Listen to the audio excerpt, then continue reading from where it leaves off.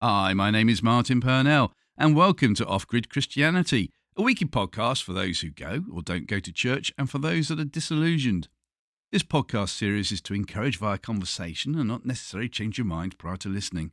You can contact us as well by email, ogc@accessradio.biz.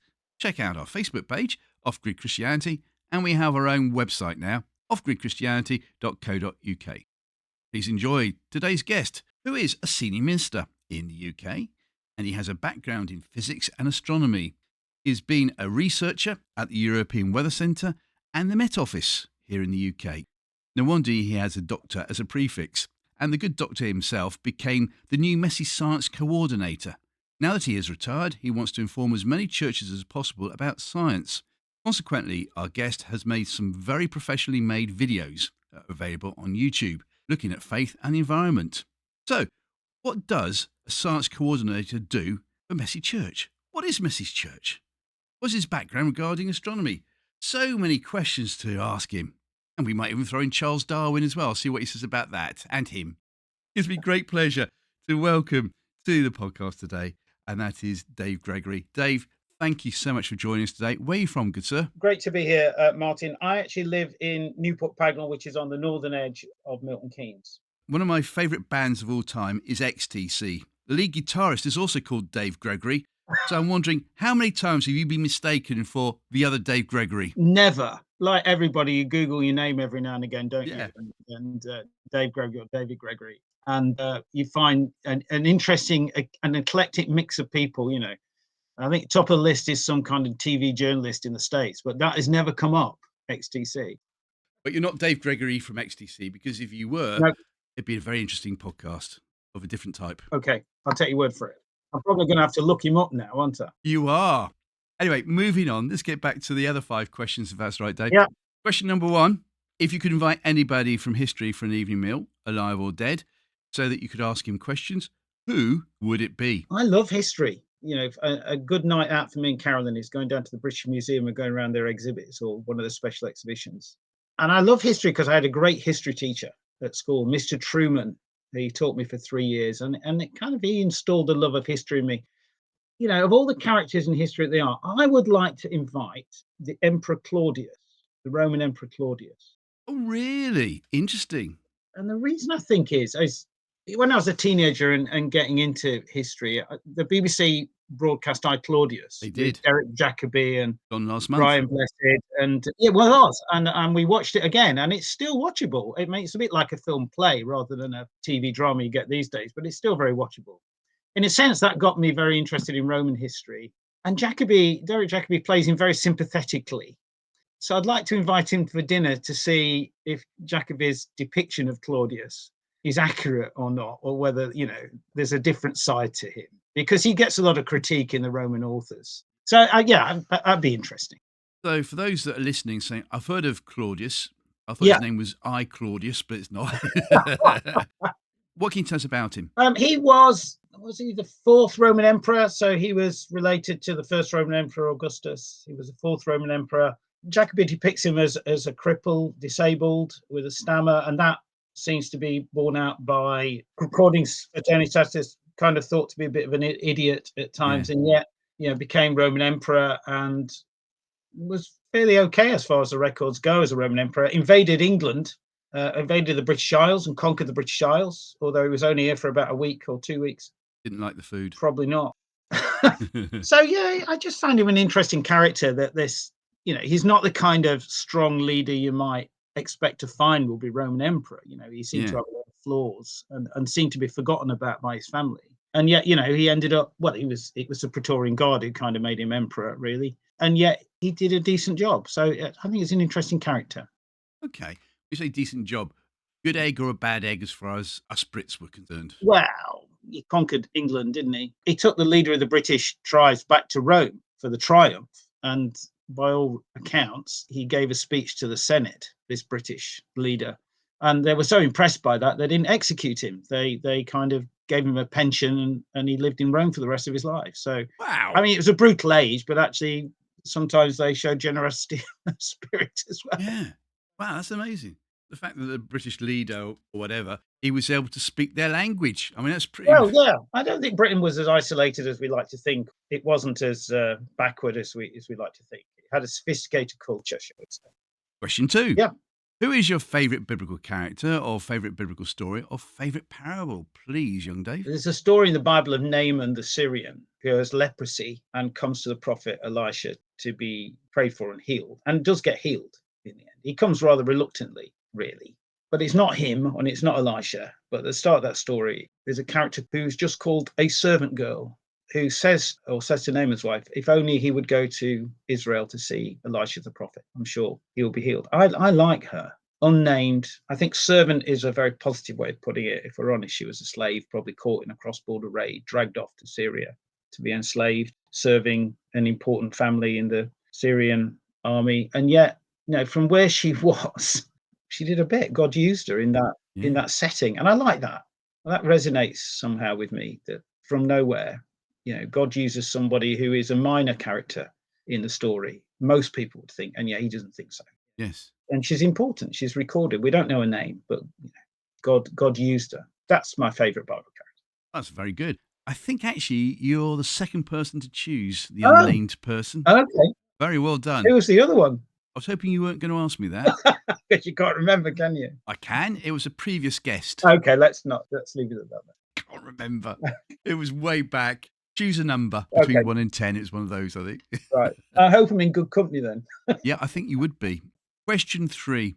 If you were Prime Minister for the day and could change any law or impose a new law, what would it be? I would like to make a law that everyone has to think twice before speaking or pressing send on an email or a message on social media.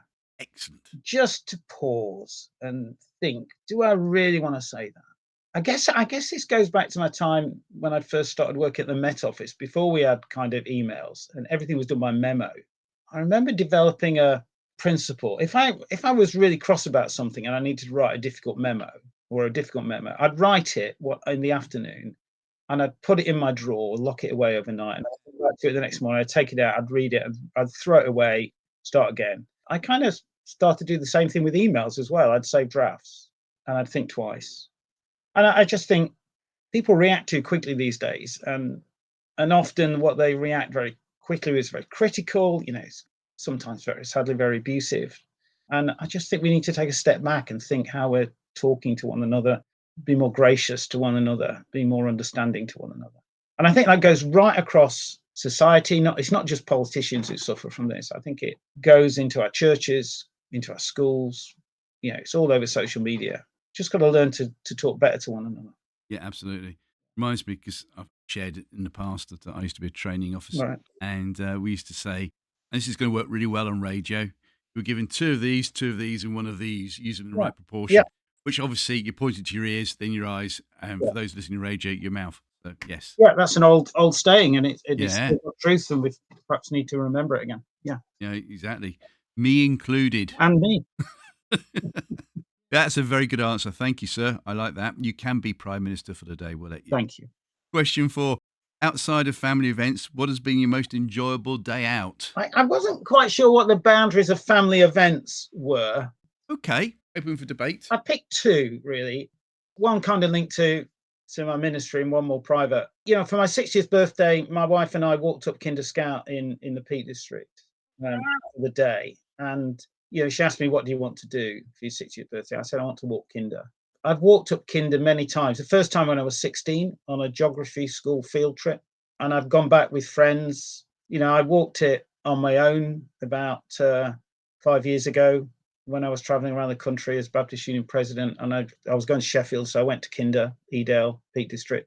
And I walked up on a perfect blue sky day, which is unusual on Kinder. And it's just so flat and barren. And we walked up from the other side of my 60th birthday onto the top, and we started off with coats on because it was cloudy and a bit chilly, even in June. But by the time we got to the top, the clouds had cleared. It was a blue sky day, and it was so clear you could walk across Kinder. You have to be careful walking across Kinder because it's featureless. So we could see the other side of it, and the rocks on the other side of it. So we just aimed for them and went to a place called Kinder Downfall, where water falls down a cliff face. yeah, it was just a great day. And it's just a place that I like barren landscapes. It's strange. People like all kinds of different barren landscapes. For me, barren landscapes, somehow I connect with them. There's a Oh, peace wow. about them, a calmness about them. They can be wild as well, but Yeah. maybe that's part of the excitement as well. I didn't know if that was family or not, so that's a bit cheeky. I don't know if it's a favourite day out, but it was a significant day out. I got to go to be part of the Cenotaph parade in 2018, which was the 100th anniversary at the end of the Second World War. First World War. First World War, yeah. That was a deliberate question to check me out, wasn't it? I was listening. It was, yeah. Yeah, I was representing the Baptist Union, standing there with the faith leaders at the Cenotaph. Oh, wow. I mean, it's fascinating to meet people, to chat to Yeah. people. We're inside the Foreign Office, so there's MPs and army leaders and foreign secretary and things like that, who are really interesting to speak to. But I think the most significant moment for me was at one point in the service, we pray the Lord's Prayer. And so you're standing in the heart of government Yes. in a public setting, and we're praying the Lord's Prayer. And for me, that was an incredibly significant moment for me. Why? I've done a lot of walking and praying outside Yeah. and praying around estates, prayer walking. And I guess it was part of that. Here we are, Christians, people of other faiths, praying to God in the heart of government, where prayer is not always, and faith is not always raised up.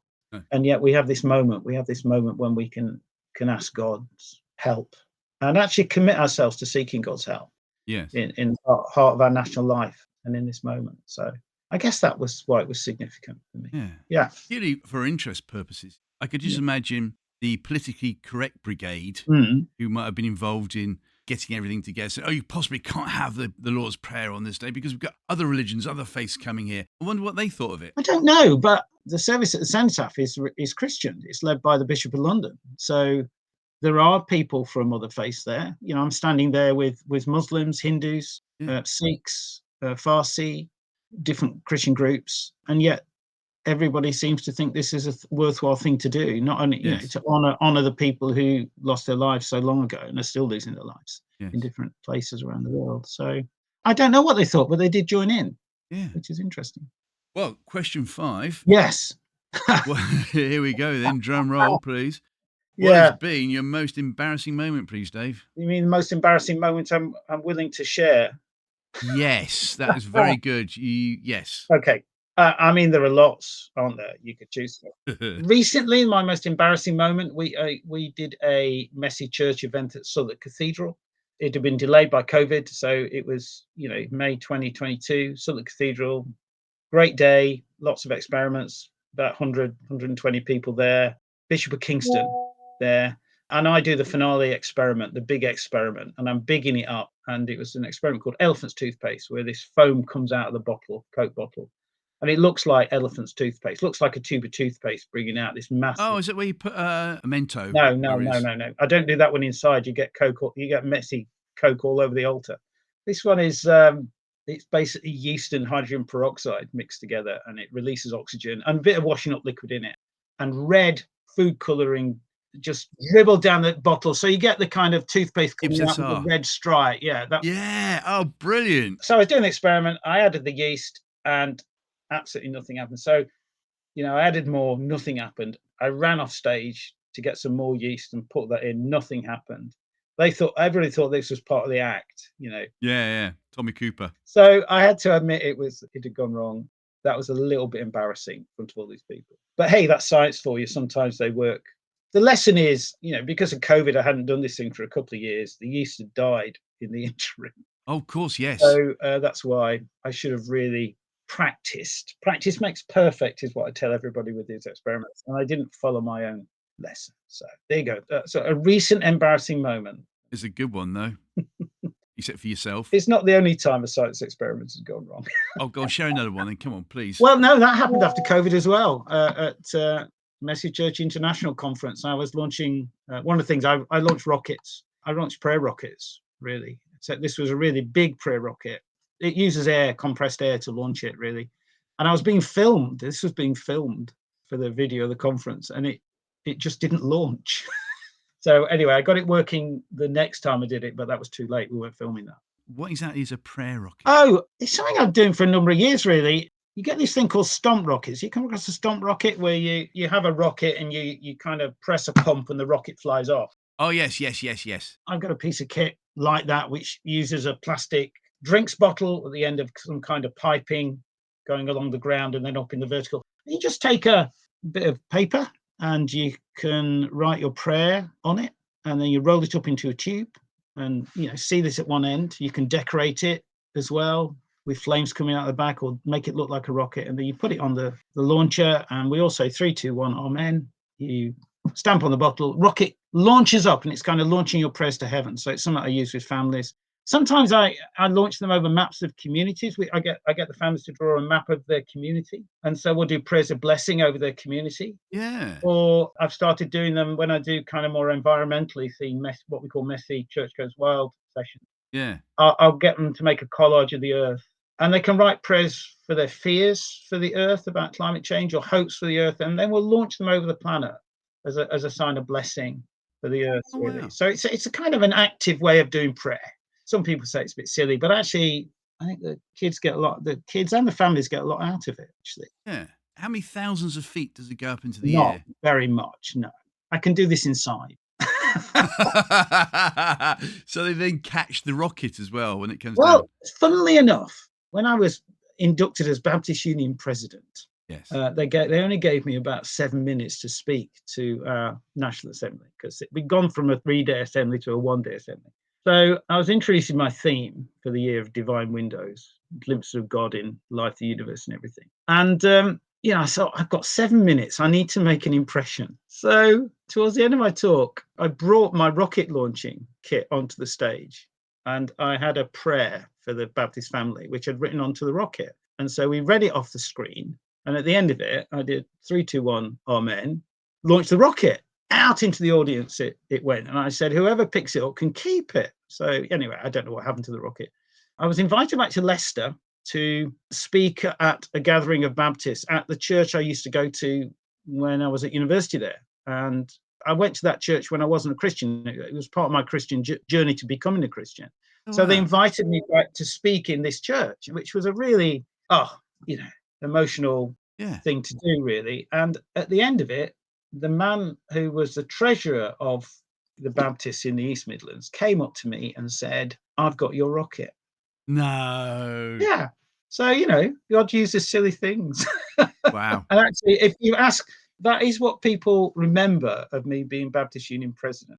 Well, do you know what? You've mentioned messy church a few Yes. times. I mentioned it at the top end. Yeah. Before we get into the real nitty gritty of where we're going to end up on this journey today, tell us more about, for those that don't know what messy church is and how you got involved in it, please, Dave. Yeah. So messy church is a pioneering kind of way of doing church. And I think the mistake people make, they think it's all about children. Yeah. It's a children's type church. It's not. It's families. It's adults, children, grandparents, parents, kind of worshipping together, exploring the Christian faith together in a way that's relevant to them. So you don't find us sitting in pews.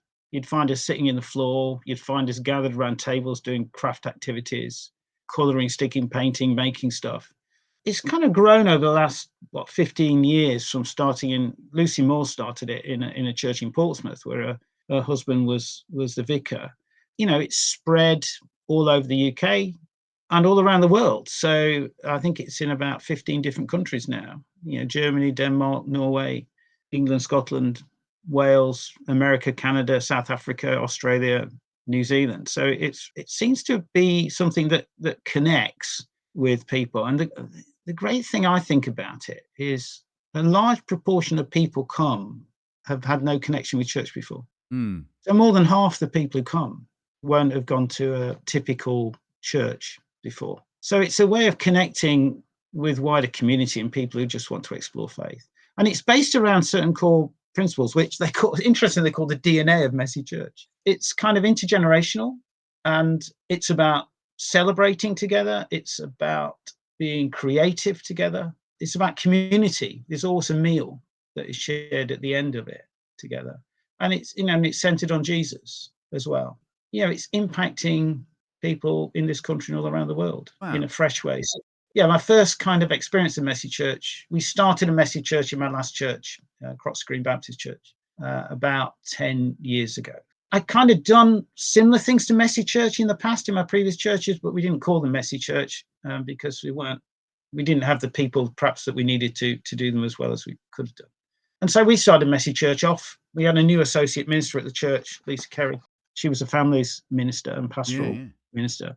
So, she was going to launch Messy Church. And so I wasn't going to get involved in Messy Church at all. I was going to leave it up to her and John, who was the youth minister. So they did the first session. And halfway through, I thought, I'll just put my head in and see how it's going. And it was pandemonium in there. They had 100 people in the room, just from the local community. We ran it on a Wednesday afternoon after school. And all these people had turned up. People we had contact with, other people we'd never met before. And so after that, I said, okay, we all need to get involved in this. It's too big. So I got involved in Messy Church. And the science came into it because we found that some of the older boys were getting bored. We were running up to kind of age 11, 12, and we found some of the older boys were getting bored. So I just said, I'll do some science experiments, which I'd done before in fun days. Yeah. My wife's a scientist as well. She's a chemist, so she'd more done them than me. So I started doing simple science experiments, and it wasn't just the boys who came, it was the girls, which is great because, getting girls engaged in science is really important. And it wasn't just the older boys who came. I had 5-year-olds coming with their parents to do these science experiments, very simple science experiments using kitchen equipment. And so out of that and contact with Lucy Moore, who ran Messy Church, out of that came this thing called Messy Church to Science, which I kind of edited the book. We had lots of people who contributed experiments to it. I edited it all together. There's a book involved. All right, brilliant. Yeah, Messy Church to Science, been out about 6 years now and is still available, which is amazing. And I became known as Dr. Dave. There's a little cartoon character of me in a white coat, which an avatar, they said, come and make a little avatar of you. So I said, yeah. So I'm known as Dr. Dave in Messy Church circles and sometimes beyond that as well. Wow. I want to explore a bit more on this, if that's right, because as you know, it's called off-grid Christianity, and I'm very concerned that there are people listening today who might just be on the fringes of saying, I'm fed up with church, or I don't want to go to church anymore. Yeah. And we're bombarded on the BBC in particular, with science programs. Yep. And, for want of a better word, God doesn't exist, basically. Yeah. No doubt you get people coming up to you saying, look, my faith, I can't believe in God anymore because science says he did not make the world. What would you say to that, please? That's quite common, isn't it? That's an assumption that science has triumphed over God. And if you have science, you don't need to believe in God. Now, I understand why people say that because, I grew up in a church. I grew up in a Baptist church. And at 14, I think very wisely, my parents gave me a choice. They said, do you want to keep going? And I said, no. And so I stopped going. And one of the reasons I stopped going was that I was getting really interested in science. I've been interested in science since that primary school age because of the Apollo missions in the 60s and the 70s. That's how I got into science. And for me in my teenage years, I didn't see the need to believe in God at all because science explained everything. So I understand why people say that. And often after a few weeks of families coming to Messy Church, a parent would draw me aside and say, isn't it a bit odd? This? And I say, what? And they say, well, you're a minister and yet you're doing science in church. How does that fit together?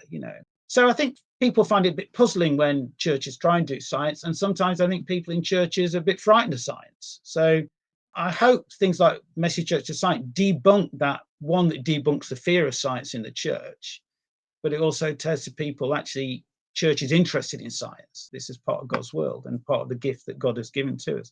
Yeah, I understand where they're coming from. Science was why I became a Christian in the end. Well, tell us more then. Yeah. So I went to university not believing in God. I was doing physics and astronomy and I met people doing the same course as me who were Christians. And that puzzled me no end. Why could they believe something so stupid, when they were very intelligent? But I think as I went along, and the more I saw how the world fit together and how science kind of described its order and its unity, I was walking to a lecture one day through the streets of Leicester, and I suddenly thought, well, maybe there is a God behind all of this. And that was the start of me starting to explore faith. So I would say science kind of started to lead me to that point. Mind you, the next question that came into my mind was, what's that got to do with me? And that took me a while to figure that out as well, about 3 years before I kind of became a Christian. In what way?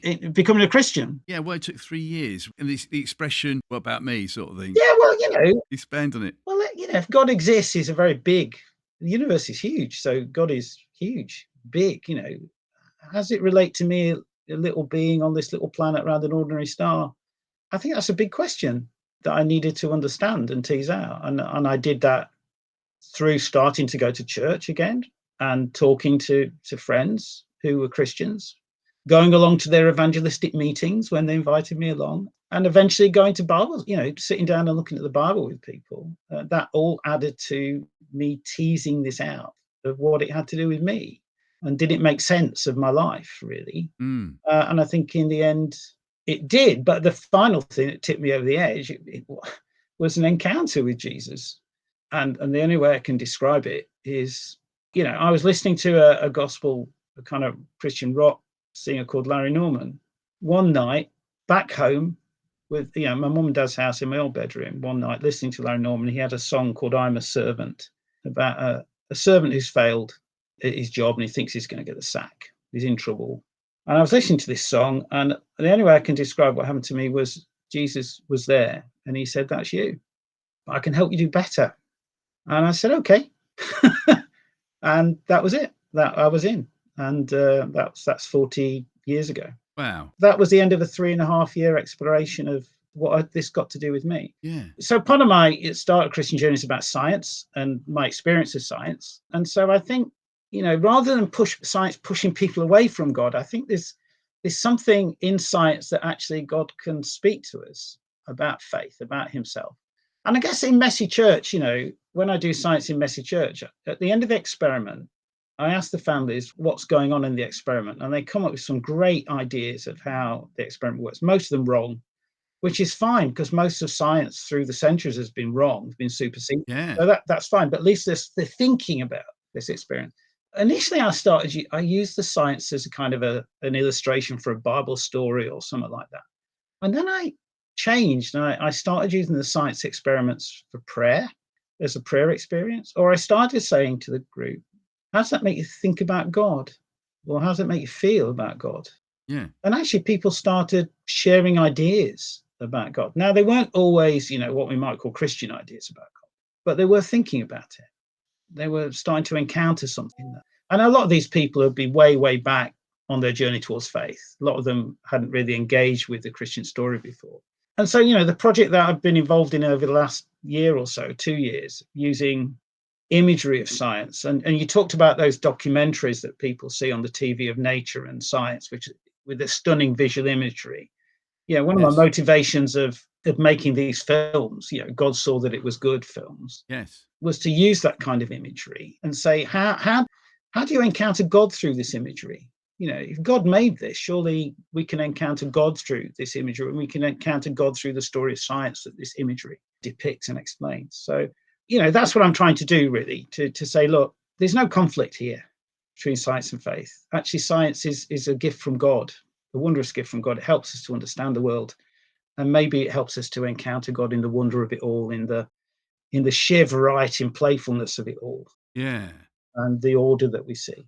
Well, I'm going to let you plug your videos because I think everybody should see them. They are so professionally made. I have to say, the film company, which is the Fieldcast, is run by a Baptist minister, Andy Kind. He's been great in taking my scripts and turning them into something which I call a visual feast. I'll let you plug it at the very end if that's all Okay. right. Thank you. Yeah, that's how I approach science, really. It's a window. And nature's a window as well, to which we can encounter God. And I don't think as Christians, actually, or as if you're not a Christian, we're all aware of that. Yeah. We take it for granted, and we don't really take much notice of it. Well, going back to your initial thoughts of you were a small little person on a planet that's going round a star. Yeah. What was your conclusion in those 3 years of chewing it over? How would you explain it now? What's God got to do with me? Or what's my purpose and things? Both, I would have thought, really. Yeah, that's a good question, actually. I mean, it's been 40 years. For over 40 years, I guess, I've been encountering God in my life. So maybe this is a cop-out, but I would say I'm still learning what that means, actually. Hey, that's why you're the Prime Minister. That is a great answer, Mr. Prime Minister. Well, that's true. It's not a question you find a definitive answer to. Yeah. I think the Christian faith is a journey. It's not about believing a set of things. It's about growing in a relationship and an experience of God, and trusting God is there, and looking out for where God turns up in sometimes the most unexpected places, really. And I guess that's part of that answer. Is what's that got to do with me? Well, 40 years of experience says somehow God thinks I'm important enough. We're all important enough, actually, Yes. for him to be involved in our lives. But I don't think I'm the only one who's asking that question. I was at a school this week. I work with a group called God and the Big Bang. We do science and faith days in primary and secondary school. And I was in a school this week leading a session on the universe and the Big Bang and trying to unpack science and faith with that. And I showed them this picture, which was taken by what's called the James Webb Telescope, the new big telescope beyond the moon, better than Hubble telescope. So we're seeing some amazing pictures. I showed them this picture of the sky that Hubble took last year. And I think there's over 5,000 galaxies in this picture of the sky. And they said, oh, wow, that's amazing. Awful lot of chocolate, they said. A lot of chocolate. Thank you. Good joke. And then I say, got to understand what this picture is. I say, take a grain of sand in your hand off the beach when you're on holiday, put it between your fingers, hold it out at arm's length. That's how big this piece of sky is. It's a grain of sand piece of sky. And there are all these galaxies in that little piece of sky. The wow is even bigger at that point when they realize how small that is and how much is in it. And then I talked to them about what are some of the big questions. Big universe raises some big questions. What are your big questions? So these are 10 and 11-year-olds. I get the typical questions like, how many galaxies are there in the universe? How many grains of sand would it take to fill the universe? Which I had to Google during my lunch break. A lot. But then I get 10 followed by 92 noughts. That's how many grains of sand. The estimate anyway. How can they work that out? Yeah, you can go through the calculation. I won't bore you with the details. But then I get questions and these are 10, 11-year-olds. They say, what's it for? What am I for? What's my purpose? So I don't think I'm the only person who's asking that question. And then we explore that towards the end in terms of what the story of science is and what the story of how the Christian faith in this instance explains how the world came about, and try and tease out what we learn from those two stories about the universe as a thing, but also its purpose and our purpose within it, really. Yeah. So these are questions we ask from really early on in our journey of life, and yet so often by the time these children get to be 14, the story of faith is nowhere in their lives. They've still got the questions. Actually, they've still got those big questions. What's my purpose? And maybe we pick that up with so many teenagers suffering difficulties with well-being and mental health issues. The questions are still there, but often faith has gone and there's a separation between faith and science, their experience of the world. That's another reason for trying to work with these people at this younger age, is to say, look, this isn't the only story. There's another story that actually speaks to these questions in our lives and can speak through what we see of the universe through science. One of the first books I read, Becoming a Christian, chap by the name of Josh McDowell, and he wrote a book called Evidence Demands the Verdict. Yeah, I remember it, yeah. Yeah, and in there he made this very brash statement which will stay with me the rest of my life, and that was, but what happens if people say you can't prove God exists through science? And his answer was, well, you can't prove a lot of things. If it's going to be proven by science, you have to recreate it here and now. So you can't, for instance, prove love exists. How are you going to do that? You cannot prove that Claudius without the I bit, he existed, because scientifically you can't prove it. There's some truth in that answer. I mean, I would go even further than that, saying actually there's no such thing as scientific proof. Go for it. Tell us more. Science relies on evidence. It's about the balance of evidence. You gain observations, you try and fit them together into some kind of order, into some kind of theory, and that gives you an understanding of how things work. And the more evidence you gather about that theory, the more confident you come at your theory. So it's not proof, it's evidence. It's on the basis of observation and what we can tease out. It's not absolute proof. In maths, you get absolute proofs, because maths is about rules, defined rules, which you can prove things against. Yes. Science is experiential in many ways, is observational. In science, you've got to be always open to actually a new idea. Not in the UK, though, surely not. Nothing is absolute in science. I always say to people, your theory, your idea in science is as good as your next observation. If your next observation doesn't agree with it, you're in trouble. You've got to rethink. So science is an evolving and changing phenomena, understanding of the world. Our understanding, what we understand about the universe now is sometimes different from what I was taught 40 years ago because we've got better telescopes and better observations. So Yes. science moves. Actually, people then get a bit worried when I make the same claim for faith. Faith moves, faith changes. Because every time you have a significant experience in your life, birth, death, illness, redundancy, crisis, I think there's possibility there that our experience and understanding of God changes, becomes broader, becomes deeper. Therefore, actually, faith changes because faith isn't to me about a set of beliefs. I mean, I think it is. There are certain things I believe about Jesus which for me are important. Jesus is God with us. Jesus died and Jesus raised. But our experience of faith, our living out faith, our understanding of who God is, actually, I think shifts as we go through life. So, I said teasing out that idea of what's that got to do with me. I'm still on that journey. And I guess I'm still on the journey of understanding who Jesus is and who God is. And as well. I really get that. Faith moves Yeah. and like theories. And the reason why I was laughing is because I just get the feeling, think a famous broadcasting company from the UK, I don't know, 3 letters, that narrows it down a bit with a B and a C in it. All right. Yeah. You get the impression that Darwin's theory, for instance, isn't a theory, it's a fact. And this goes back to how we teach science. When you teach basic science to people, and I'm more in the physics side of things than the biological side of things, you have to teach basic facts. They have to understand basic principles, and it comes across as quite solid. The more you learn about science, and especially when you get involved in research, you realize how soft it is. There are some basic principles which are important, which you have to learn, and techniques you have to learn. But actually, the rest of it is pretty fluid.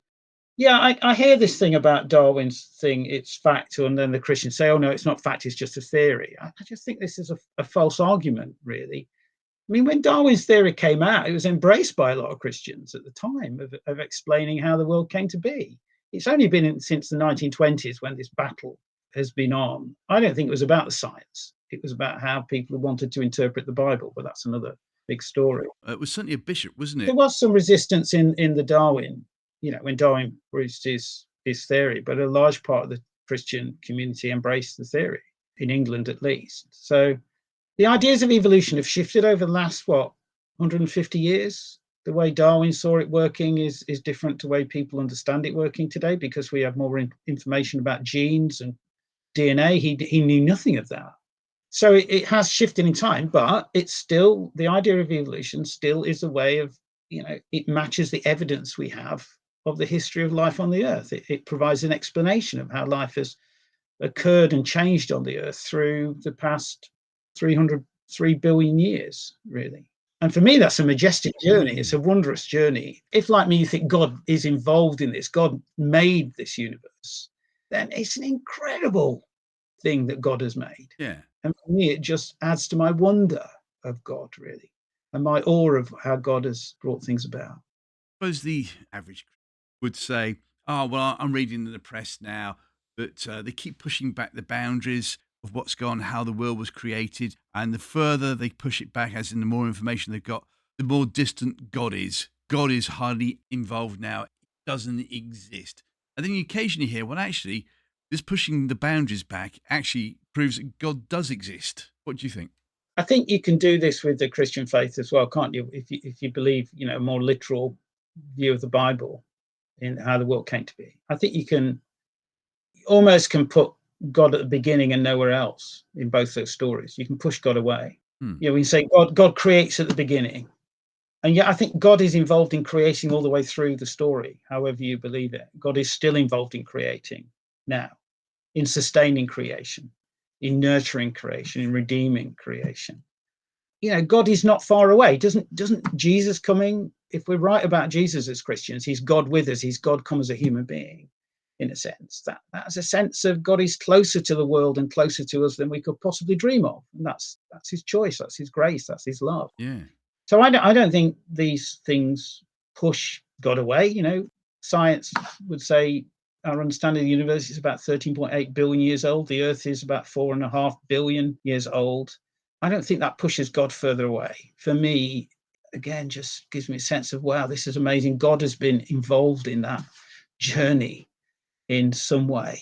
It says it, he's a very patient God, and he's a very creative God. Yes. And he's a God who picks up the mess, because it is a story of things being born and things dying, Yeah. and yet out of death something new often arises. And for me personally, you see, Easter is about death and something rising. It's about death and life, and that is a pattern I can see right through the history of the universe. And that says to me, God is involved in this. God is shaping this journey. God's closer than we think in this story.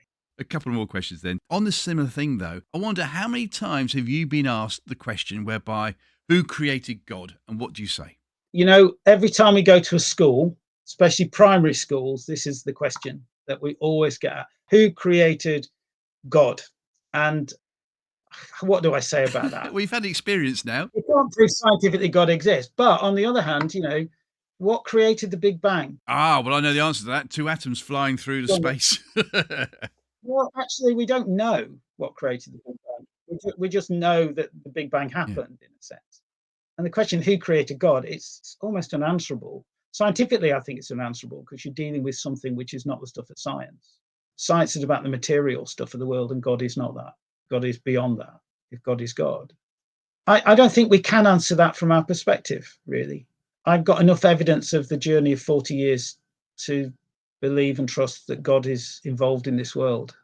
I can't answer that question, but I've got enough evidence and experience to trust that he's here involved in our lives now.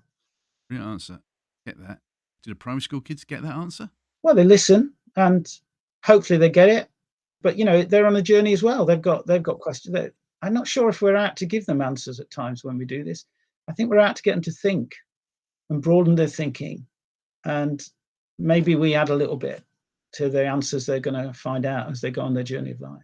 See, what I've really liked so far, the thing that's really struck me was, in my language, my Janet and John language, that faith moves, and you can run that in parallel with science, because science and theories move. And I've had experience of chatting to scientists in the past on a plane many years ago that I shared a story with, that, if you come up with a theory, you then spend the rest of your life to get the evidence to disprove it. There's some truth in that. There's an excitement in something proved to be wrong, and you discover something new.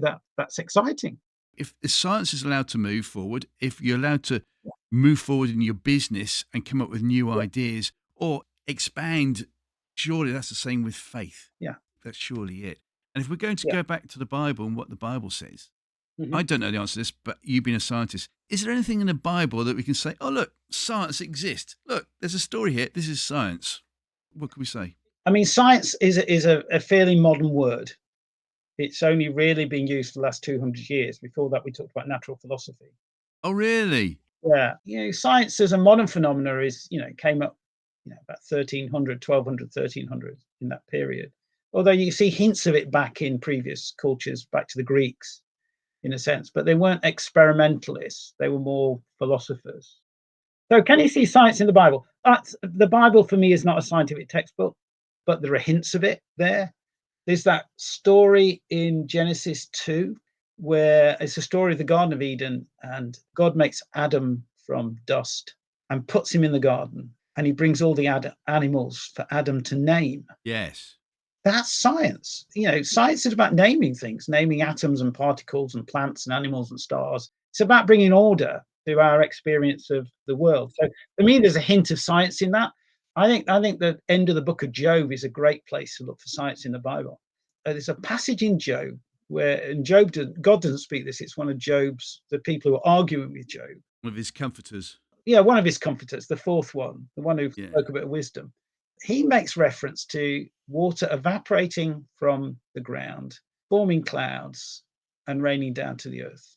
And what he's describing there is what we now call the water cycle. Yes. This is science. They understood something about how the world worked back in those days. This is science as well that you find in the Bible, which to me is amazing. Shows actually they were equally as bright and as clever as we are. We just have more technology and more instruments. And I don't think those final chapters of Job, I often say, if you want to see the first nature documentary, you have to go to the Bible, and it's there in Job, because Yeah, Job has a lot of questions about life, doesn't he? Yes. And you know what? God never answers him, never gives him a reason, but he takes him on a tour of nature and creation. And at the end of it, Job says, I'd heard of you, but now I see you. And so, this is an impact that science can have upon us, enabling us to see God. Yeah, there's some of the things I would point to science in the Bible, even though it's not a scientific textbook. Final one then, before we get to find out who your Christian hero is. And as someone who likes physics, Yeah. studied physics along with astronomy, what I like about Philip in the Bible is that he was the first ever teletransported person, just like Star Trek. Beam me up, Scotty, Yeah. and immediately he ends up with the Ethiopian eunuch. Yes. So, my $64,000 question to you is, how close are we to being able to teletransport? Nowhere. But Oh, I've never thought about the story of Philip in those terms of a Star Trek transporter. I don't think you people listening to this won't see behind me, but I've got a jigsaw of the Star Trek Enterprise on the wall behind me. yeah. Star Trek is a big part of my life. So no, we're nowhere near being able to do that, and maybe never ever will. There's a great story told about a Star Trek convention when Gene Roddenberry was on the panel, and there were some fans there. Star Trek's great in using terminology which is kind of draws on science. This is what science fiction does, doesn't it? It draws on our current ideas of science and projects it out into the future. And there's always this thing on Star Trek with Transporter called the Heisenberg compensator. There's a principle in physics called the uncertainty principle, which says you can't measure the position and the velocity of a piece of matter at the same time. You can know one or the other, but you can't know the other. If you know its position, you don't know its direction of travel or speed. If you know its direction, travel, and speed, you don't know where it is.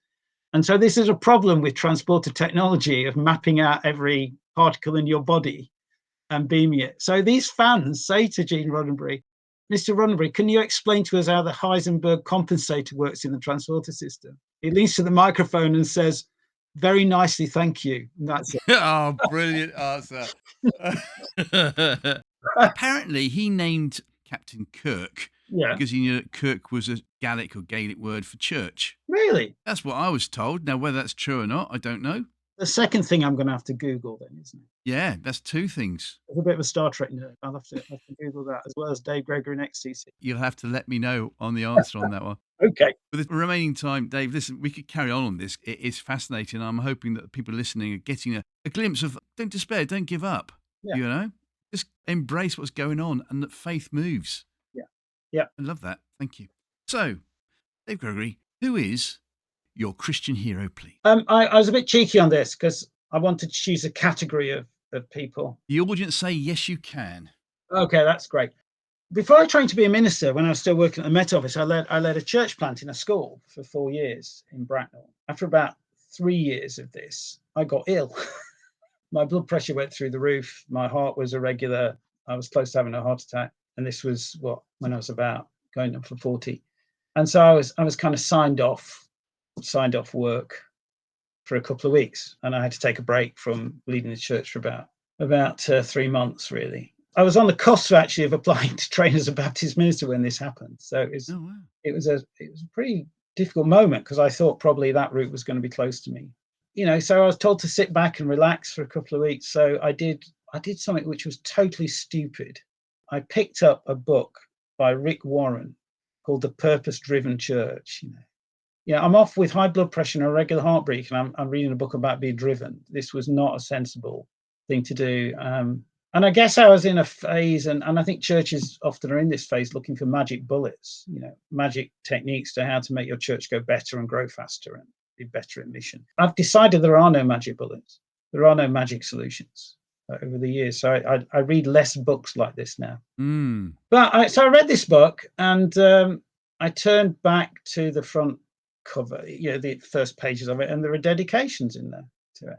And his dedication struck me. It stopped me dead because his dedication said to bivocational pastors in small churches who are the true heroes of the faith. And I was, I was working full time at the office. I was leading this church plant. I was a bivocational pastor, I guess, at that time. And it just struck me. And so I think some of my heroes of the faith are pastors are in small churches, sometimes part-time, sometimes full-time, who, are there for years and years and years, just serving the people, loving the people, teaching, serving community. That takes a lot of courage to do that.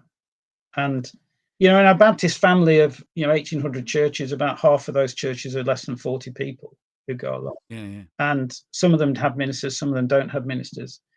And it's not easy. It's not easy when a world says, including the Christian world, says you're big is successful when you're in a little church. And I remember feeling that way because I went from in that setting with a church plant, medium-sized, successful church.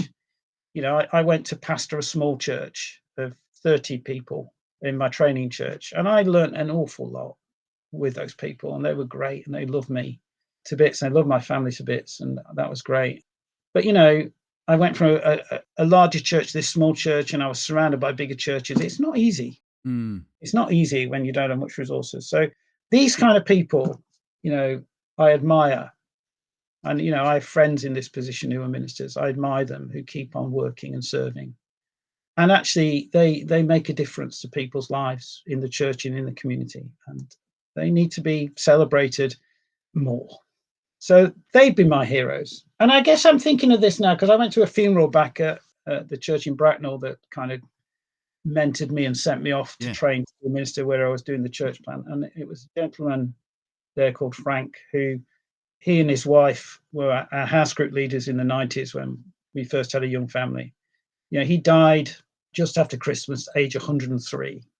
He was a founder member of the church back in the late 50s. He'd been faithful to that church for all those years. These people are heroes. Yeah. Unknown, like that servant girl in Naaman, unknown often in history, but they're just faithfully serving God, people, church community, year in, year out. And I admire that. But you were able to name one, which is good. Frank. Yeah, Frank. What was Frank's surname? Rowe. Frank Rowe. Yeah. Faithfully for 40 odd years. Yeah. Looking after a little church. Yeah. It's amazing what's going to come out of that church. I don't know yet. Yeah, it wasn't a little church, actually. It was a medium-sized church. But he's been faithful to that. But yeah. But you meet these people in small churches, don't you? They've been there for years and years and years. And they've been there, all the changes of pastors, all the changes of style and the ups and downs. They stuck with the church. And there's something I admire about that. Well, we were talking about faith moves and science moves, and there you go. My rule is you have to name a Christian hero, and I have to move with the times now, Dave. I have to let you come up with an alternative answer. Thank you for that. So we'll find out whether I keep it in or not when I come to editing it. All right. It's up to you. I trust you. Well, that's very kind of you. Can I just say, the picture that you were describing at the back, which is of USS Enterprise? Yes. It's a jigsaw. Is it a Haynes Manual logo I see in the top right-hand corner? Yeah, it's a Haynes Manual cutaway cross-section of the original Enterprise from the original series. That is class. For those that don't know what a Haynes Manual is, in the 60s and 70s and 80s, if you had to tinker with your own car, you would go to your local car shop and you would buy this manual for your car, hardback book called Haynes Manual. I have to say, I've never had a Haynes Manual for a car. Haven't you? I've had a Haynes Manual for the Apollo rockets and the lunar lander. Oh, yes. Before now. And we do have another jigsaw with a Haynes logo on it, which is a cross-section of Thunderbird 2. For those who do not know what Thunderbirds is, it was a 1960s sci-fi kind of puppet series, which was well made and well done. A previous episode that went out recently, and I'm going to keep this in because I thought it was really funny, and she was lovely. Gladys Ganiel, great episode for those who want to listen to it.